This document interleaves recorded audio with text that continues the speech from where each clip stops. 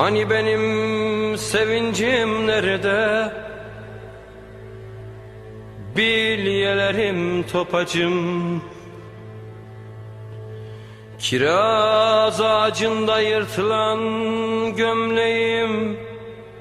Çaldılar çocukluğumu habersiz. Penceresiz kaldım anne, penceresiz kaldım anne. Uçurtmam tel örgülere takıldı. Hani benim gençliğim anne. Penceresiz kaldım anne, penceresiz kaldım anne. Uçurtmam tellere takıldı. Hani benim gençliğim nerede?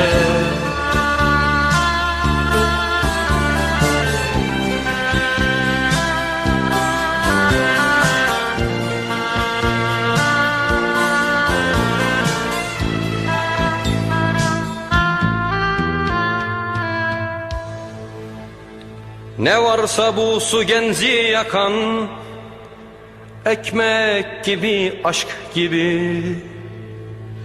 Ah ne varsa güzellikten yana, bölüştüm, büyümüştüm.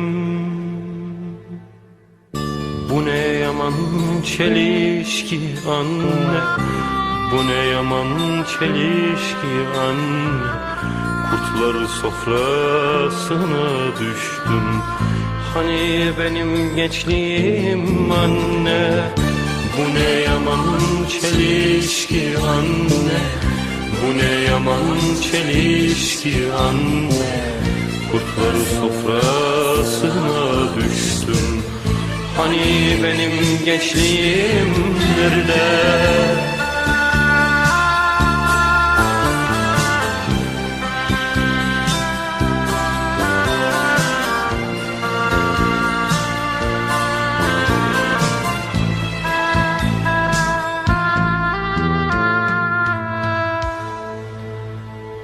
Hani benim sevincim nerede?